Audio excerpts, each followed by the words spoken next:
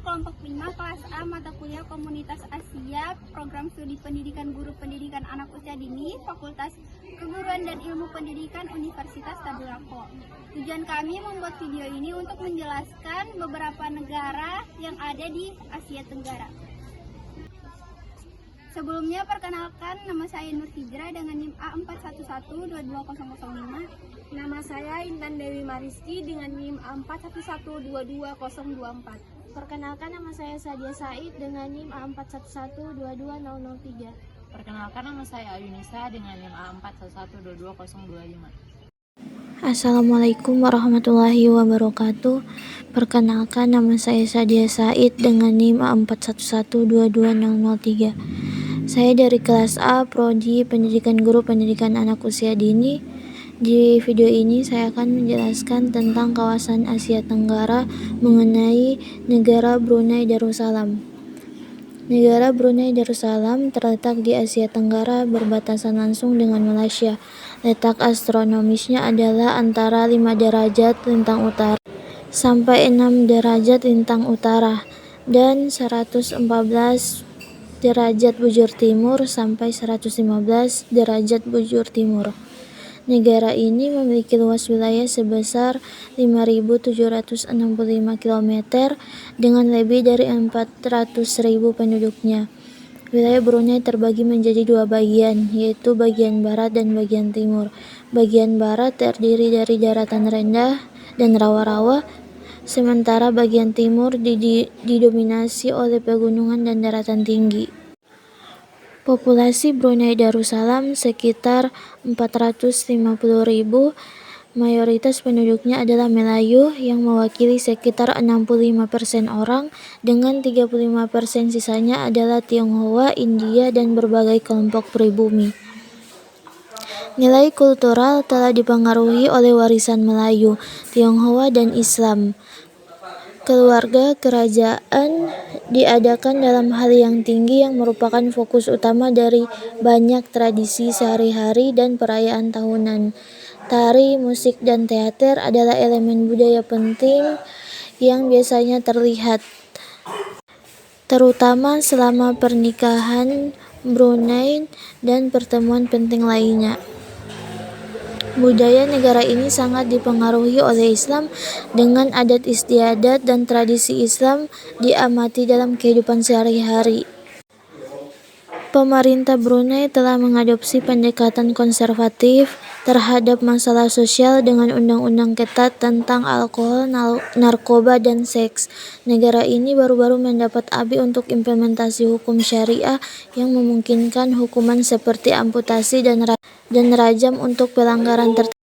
Negara ini sangat dipengaruhi oleh Islam dan adat istiadat dan tradisi Islam yang diamati dalam kehidupan sehari-hari. Pemerintah Brunei telah mengadopsi pendekatan konservatif terhadap masalah sosial dengan undang-undang ketat tentang alkohol, narkoba, dan seks. Negara ini baru-baru mendapat ABI untuk implementasi hukum syariah yang memungkinkan hukuman seperti amputasi dan rajam untuk pelanggaran tertentu.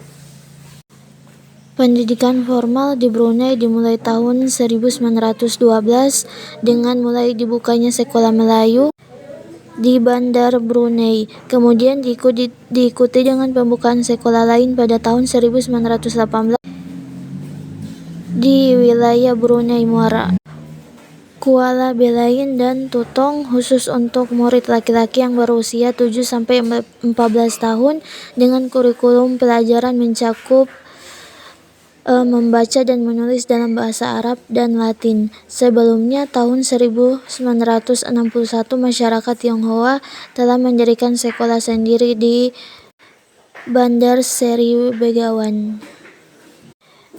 Itulah tadi yang bisa saya jelaskan mengenai negara Brunei Darussalam. Kurang dan lebihnya saya mohon maaf. Wassalamualaikum warahmatullahi wabarakatuh. Assalamualaikum warahmatullahi wabarakatuh. Perkenalkan, nama saya Ayunisa dengan NIM A41122025. Di sini saya akan menjelaskan secara singkat mengenai negara Singapura. Keadaan geografis negara ini Negara kepulauan ini terletak di ujung selatan Semenanjung Malaya, berjarak 137 km di utara Khatulistiwa. Negara ini dipisahkan oleh Malaysia melalui Selat Johor di utara dan Kepulauan Riau Indonesia melalui Selat Singapura di sebelah selatan.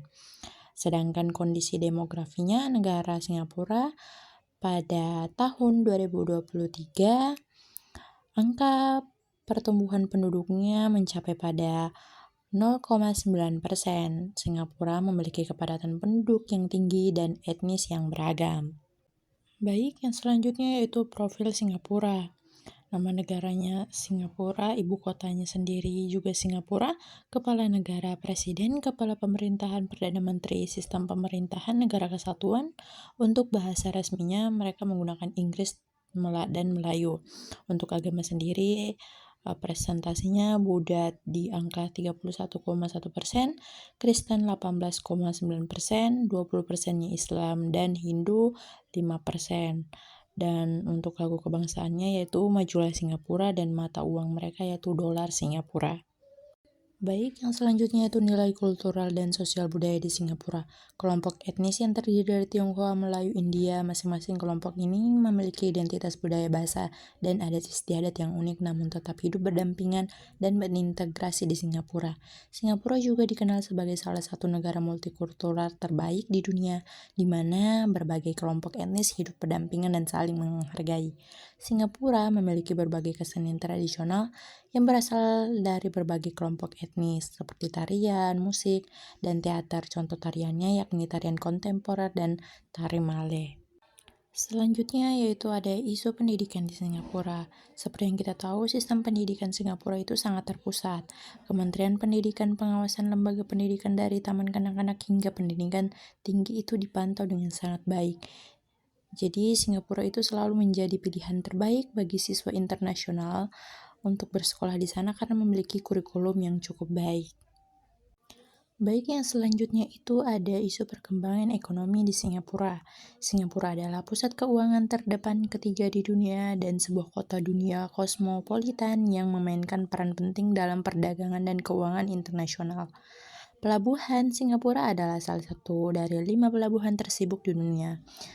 Menurut Menteri Ekonomi Maybank Chuan Han Bin mengatakan bahwa Bank Sentral mempertahankan bias pengetatan saat ini karena pengukur inflasi inti dan inflasi umum berada di atas 3% dan zona nyaman secara historis. Inflasi inti Singapura mencapai 3,3% pada Desember 2023 dibandingkan bulan yang sama tahun sebelumnya melambat dari level tertinggi di 5,5% pada awal tahun lalu.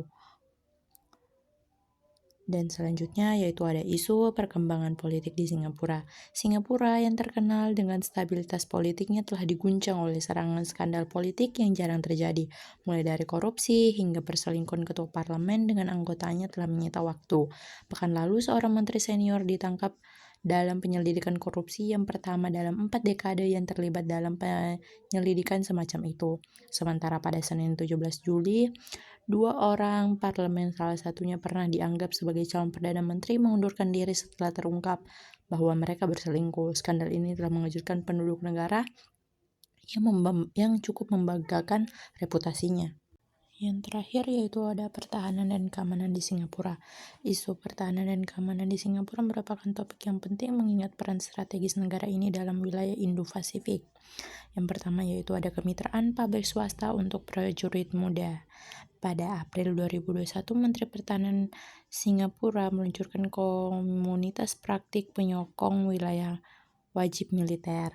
Yang kedua yaitu ada kerjasama pertahanan dengan negara lain. Singapura memiliki hubungan kerjasama pertahanan dengan berbagai negara termasuk Amerika Serikat dan Indonesia. Yang ketiga yaitu ada ancaman terorisme dan keamanan maritim. Keamanan maritim juga menjadi perhatian penting mengingat posisi Singapura sebagai pusat perdagangan dan transportasi maritim global.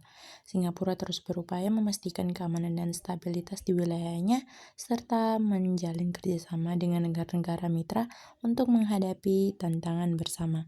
Itulah tadi penjelasan singkat saya mengenai Singapura. Lebih dan kurangnya saya mohon maaf. Sekian dan terima kasih. Assalamualaikum warahmatullahi wabarakatuh. Sebelumnya perkenalkan, nama saya Nur Hijrah dengan NIM A41122005. Di sini saya akan menjelaskan mengenai negara Thailand. Yang pertama yaitu ada peradaban masyarakat. Thailand, yang artinya tanah kebebasan, merupakan salah satu negara yang berada di kawasan Asia Tenggara yang memiliki sejarah yang istimewa dan kaya akan budaya. Thailand juga menjadi negara yang istimewa karena merupakan satu-satunya negara di kawasan Asia Tenggara yang tidak pernah ditaklukkan oleh bangsa Barat. Selanjutnya itu ada kondisi geografis. Secara geografis, Thailand terletak di antara benua Australia dan daratan utama Tiongkok. Kondisi tersebut membuat posisi Thailand relatif strategis dan mudah dijangkau untuk kegiatan perdagangan maupun penyebaran agama. Selanjutnya itu ada kondisi demografis. Thailand memiliki populasi sekitar 71 juta jiwa pada awal tahun 2024. Mayoritas warga negara Thailand adalah orang Thailand, yang terhitung sebanyak 97,5% pada tahun 2015. Sisanya adalah orang Burma sebanyak 1,3% dan lainnya sebanyak 1,1%. Sekitar 93,5% penduduk kerajaan Thai pemeluk agama Buddha aliran Theravada. Tetapi, ada minoritas kecil pemeluk agama Islam, Kristen, dan juga Hindu. Bahasa Thai merupakan bahasa nasional kerajaan Thai yang ditulis menggunakan aksaranya sendiri. Tetapi ada banyak juga bahasa daerah lainnya. Selanjutnya yaitu nilai kultural. Budaya Thailand sangat dipengaruhi oleh agama, yaitu agama Buddha aliran Theravada. Di Thailand, orang-orang saling menyapa dengan wai, yaitu sedikit membungkuk dengan tangan dirapatkan seperti berdoa. Semakin tinggi seseorang meletakkan tangan dan semakin rendah ia membungkuk, artinya semakin besar rasa hormat yang ia tunjukkan. Dalam budaya Thailand, tingkat wai tertinggi diperuntukkan bagi para biksu sebagai sebuah pengingat akan pentingnya agama Buddha dalam kehidupan sehari-hari di Thailand. Selanjutnya itu nilai sosial. Masyarakat Thailand memiliki nilai-nilai atau norma yang dijunjung tinggi yang dipengaruhi oleh Konfusianisme, ajaran Buddha, seperti berbakti, menghormati berdasarkan usia, tidak menyukai keangkuhan dan kesombongan, dan juga keyakinan dalam modernisasi. Selanjutnya itu perkembangan pendidikan. Sistem pendidikan di Thailand menerapkan 9 tahun wajib belajar dengan 12 tahun pendidikan gratis, sampai menyelesaikan pendidikan sekolah menengah atas. Perkembangan yang sangat mendasar pada pendidikan tinggi di Thailand terlihat dengan lahirnya universitas riset. Saat ini ada 78 universitas negeri dan 89 universitas swasta di Thailand. Selanjutnya yaitu ada isu-isu global di bidang politik, ekonomi, sosial dan budaya, dan pertahanan dan keamanan. Yang pertama ada isu politik, yakni ganja jadi isu politik tajam menjelang pemilu di Thailand. Di Thailand, ganja telah menjadi sesuatu yang legal. Kendati begitu, isu ganja di negara tersebut bermuatan politik dan telah digunakan sebagai senjata kampanye pemilihan umum. Hal ini membuat mereka yang mencoba membangun bisnis baru di bidang ganja merasa khawatir. Mengutip dari laman channel News Asia, Selasa 9 Mei 2023, isu ganja ini telah memicu perdebatan politik sengit menjelang pemilu akhir pekan ini, dengan partai-partai yang ingin membedakan diri mereka satu sama lain untuk meraih hati pemilih dengan pendapat kuat tentang ganja. Kandidat Perdana Menteri untuk Move Forward Party, Pita Limjaroenrat, memiliki sikap terbuka perihal penanaman ganja dan penggunaannya secara terkendali. Namun, ia menginginkan ganja kembali ditempatkan ke dalam daftar narkotika agar dapat dikontrol dengan lebih baik.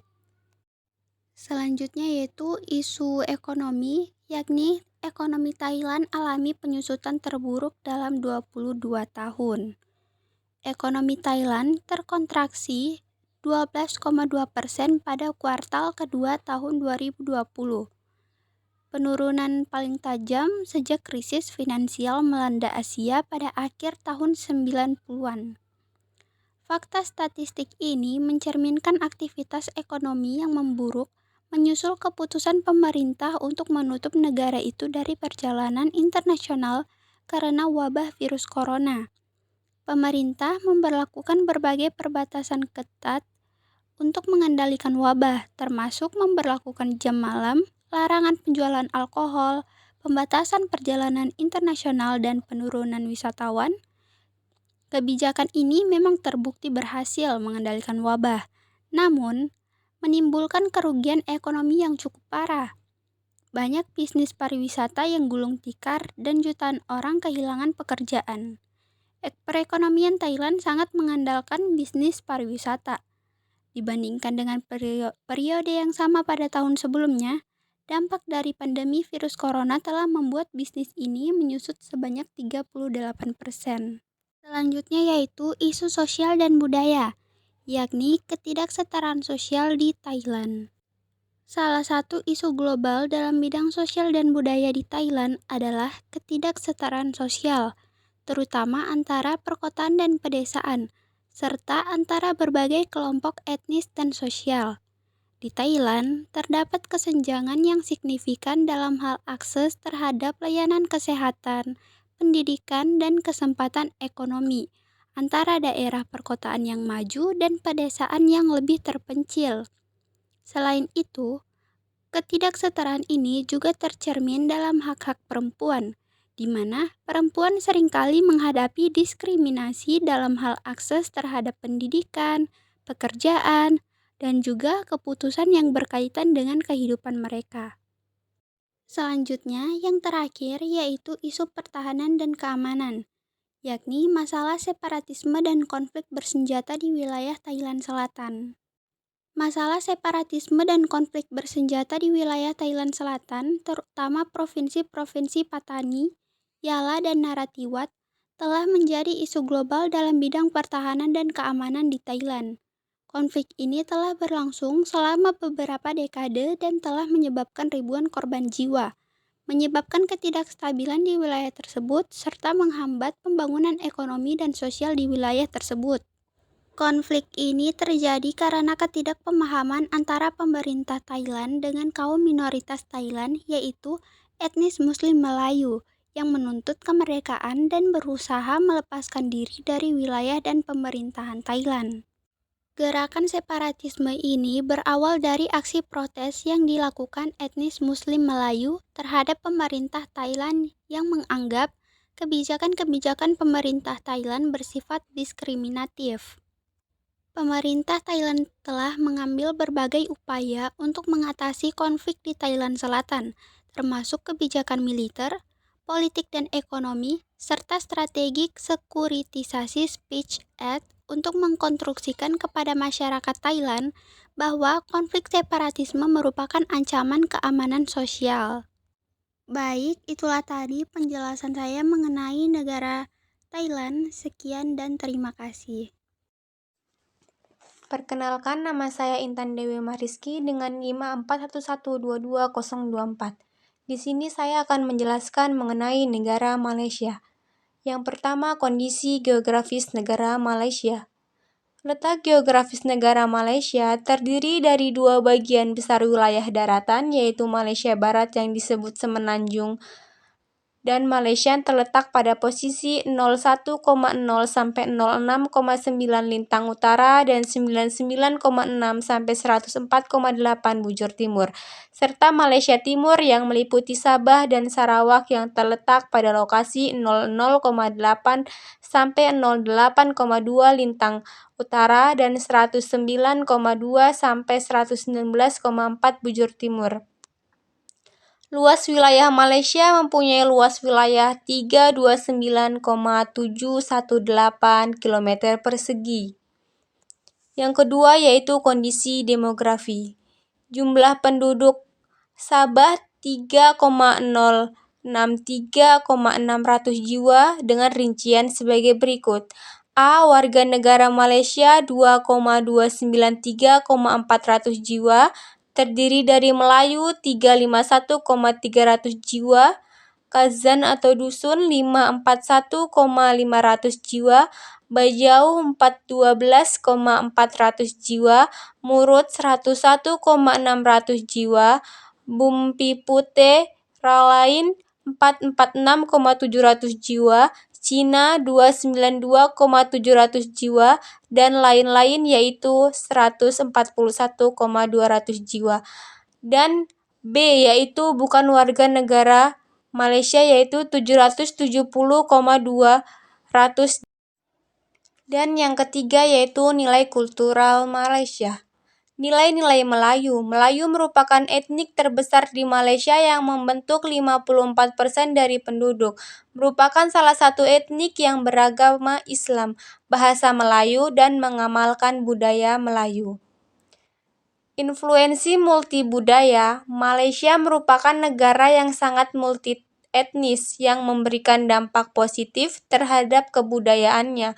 Warisan budaya yang kaya akan berbagai macam peninggalan bangunan kuno seperti Melaka dan Georgetown telah disebutkan kepada dunia oleh UNESCO. Yang keempat yaitu nilai sosial. Yang pertama yaitu kesederhanaan. Masyarakat Malaysia memiliki nilai kesederhanaan yang memungkinkan mereka untuk bersatu dan membuat hubungan yang dekat dengan tetangga. Yang kedua, rasa keluarga. Fokus pada kesehatan famili dan hubungan antarmuka bermutu baik merupakan aspek penting dalam kebudayaan Malaysia. Yang ketiga yaitu peringkat hierarki. Dalam konteks kultur Melayu, ada sistem peringkat hierarki yang mempengaruhi interaksi antar individu. Yang keempat yaitu respek kepada umur. Di Malaysia, respek kepada orang tua dan elders digambarkan sebagai nilai yang penting. Yang kelima yaitu solidaritas antar kaum. Masyarakat Malaysia termasuk berbagai kaum etnis yang secara organik mempromosikan solidaritas antar kaum. Yang keenam yaitu adab dan manners. Adab dan manners merupakan nilai yang diincar dalam kehidupan harian masyarakat Malaysia. Yang kelima yaitu perkembangan pendidikan. Perkembangan pendidikan di negara Malaysia melalui berbagai fase kebijakan dan reforma. Seperti yang pertama yaitu gelombang 1, pemberdayaan sistem pendidikan dengan fokus pada keterampilan dasar, keseimbangan antara keterampilan, berakhlak mulia, dan bertanggung jawab terhadap masyarakat dan negara. Yang kedua yaitu gelombang 2, memfasilitasi pelaksanaan kebijakan pendidikan yang lebih efektif dan efisien, serta mempromosikan kreativitas dan inovasi dalam pendidikan. Departemen Pendidikan Malaysia yang dibentuk pada tahun 2004 yang membawa perubahan signifikan dalam organisasi dan koordinasi pendidikan di Malaysia. Yang keenam yaitu isu-isu global. Beberapa isu global yang terjadi dan pernah terjadi di negara Malaysia antara lain penghapusan hukuman mati. Amnesty International telah menyoroti isu hukuman mati di Malaysia di mana negara tersebut masih menerapkan hukuman mati terhadap beberapa jenis kejahatan. Yang kedua yaitu kebakaran hutan dan lahan. Malaysia dan Singapura menuduh bahwa kebakaran hutan dan lahan yang terjadi di Indonesia adalah kesalahan Indonesia. Malaysia juga berencana mengirim nota diplomatik kepada pemerintah Indonesia agar segera melakukan tindakan dari kasus tersebut. Yang ketiga yaitu globalisasi. Pengaruh media global terhadap globalisasi di Malaysia telah memunculkan dua tren yaitu fenomena budaya populer dan globalisasi. Yang keempat yaitu kestabilan emosi guru. Salah satu penelitian di Malaysia menunjukkan bahwa kestabilan emosi guru dapat mempengaruhi kualitas pendidikan. Sekian penjelasan mengenai negara Malaysia. Itulah tadi penjelasan kami mengenai beberapa negara yang ada di kawasan Asia Tenggara. Lebih dan kurangnya kami mohon maaf. Wabillahi taufiq wal hidayah. Wassalamualaikum warahmatullahi wabarakatuh. Audio Jungle.